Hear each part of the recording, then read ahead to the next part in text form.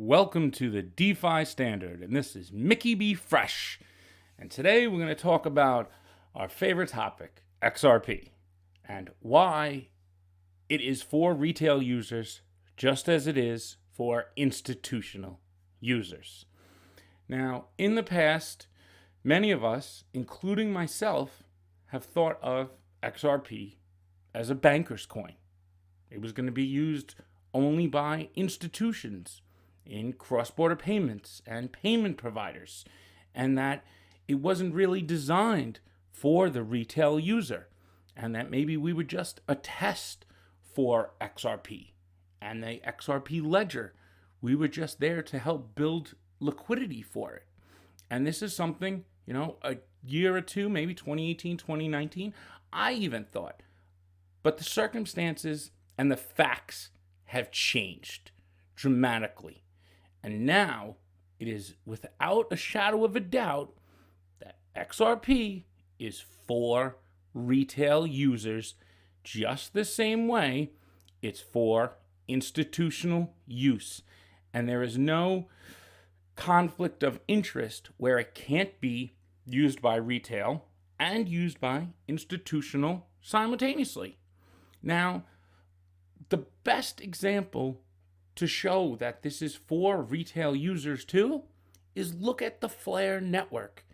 This network was built for retail and for institutional.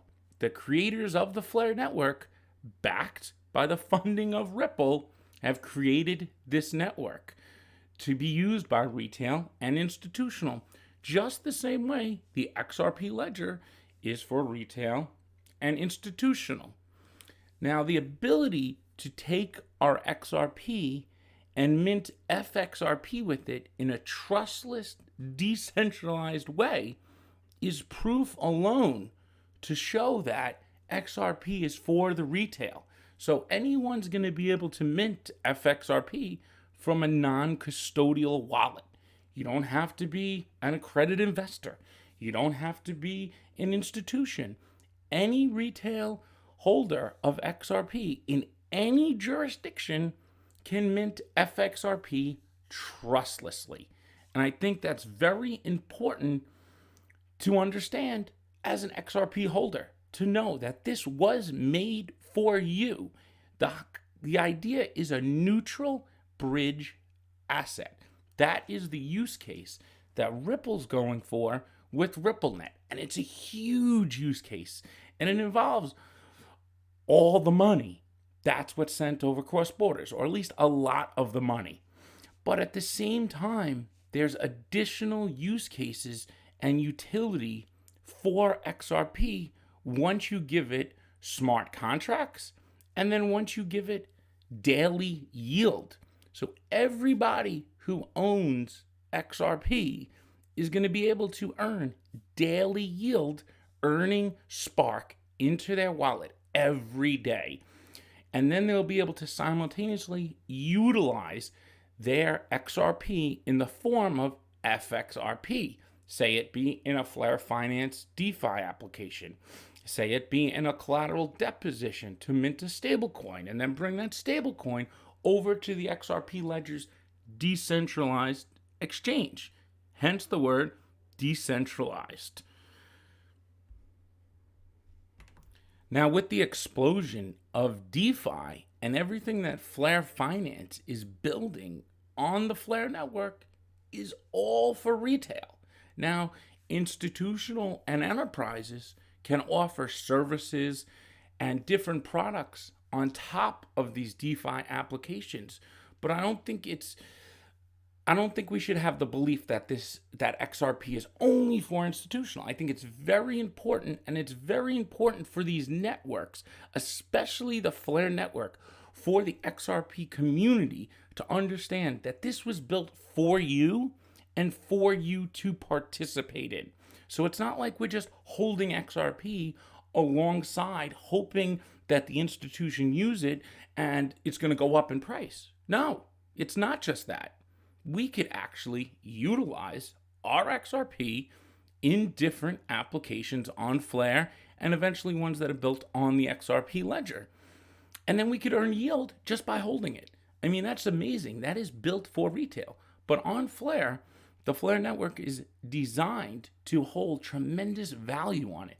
So it's built for institutional use cases alongside retail investors and users. We're more than retail investors. We're retail owners of the XRP and of Spark.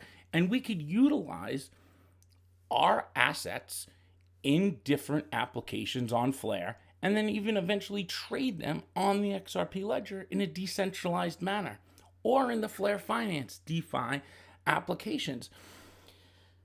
To think that this is only for institutionals at this point in 2020 with all the facts laid out in front of us is very naive. And I think we need to look beyond that. Yes, XRP could be considered the greatest digital asset, but that doesn't mean that you can't use it.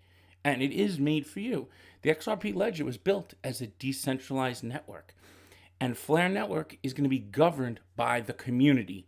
That means that you, being airdrop Flare or Spark, you're going to be a citizen of the Flare Network.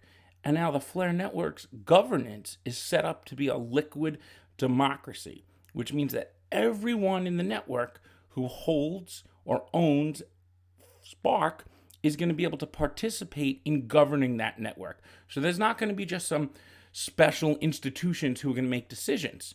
Well, prior to the network going live, the creators can make unilateral decisions and they could add other FAssets. But once the Flare network goes live, and it's very important to know this, you as a Spark holder are a citizen of that network. You have the same voting power as anyone else who holds Spark tokens. Now you'll be able to delegate your Spark governance vote to maybe the foundation, who will then vote for you. But you could also vote directly. And this is the evolution of decentralized governance. So now the network is governed by the community. It's not governed by institutions, by governments, by centralized authorities, or even small federated entities. It's not a federated network. The consensus is federated Byzantine agreement, but the governance is community governance. And that's very important to understand the difference here. And now assets like Bitcoin, Litecoin, and Doge that had no utility and no real use case besides a store of value will now have utility on the Flare network. So no longer will they be useless or just a store of value. The Flare network is going to allow those FAssets value to be unlocked, and then it could be utilized in these different applications. So they're going to gain utility for institutions and for retail.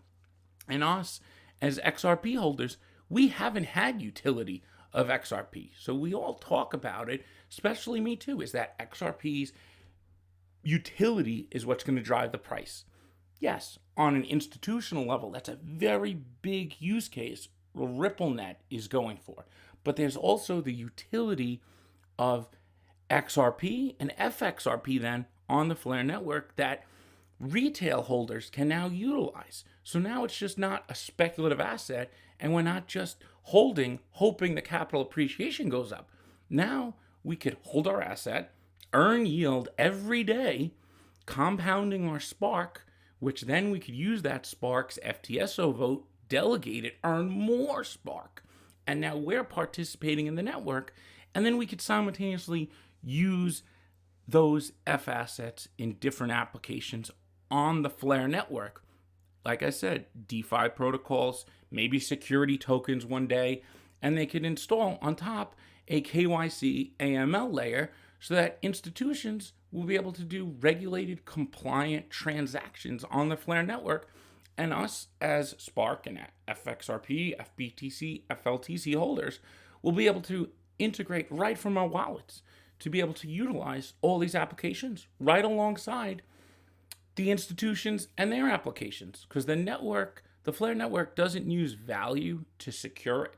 So it appeals to the institutions and it also appeals to the retail.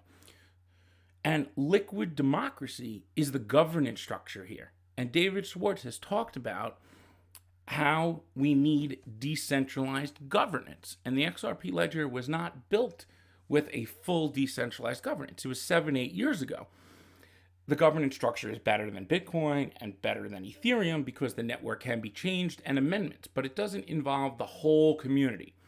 And maybe one day they will add a second layer of governance. We don't know. David Schwartz has talked about that. Now, with the Flare network, we have this added governance layer that we, as the community, we have the keys to the kingdom. And we need to be aware that we have the keys to the kingdom to govern it and to earn massive yield early on. And when I say early on, the participation is going to be the most beneficial. I say that because the least people are going to participate early on, which means the rewards have less people to be distributed to. So those who do participate will earn more, and the inflation rate will be higher early on. And that inflation from the FTSO rewards, the Flare Time Series Oracle rewards, will go to those who participate. And that's where you need to understand this network was built for you and for institutions. XRP is for you as a retail holder to utilize, not just to run alongside and hope RippleNet gets banks to use XRP. Yes, that's one use case, and it's a big one, a really big one. I completely agree with that. But there's nothing wrong with us being able to utilize our XRP in applications and benefit from these community economics. These are decentralized blockchain networks. They have different economics than the traditional world.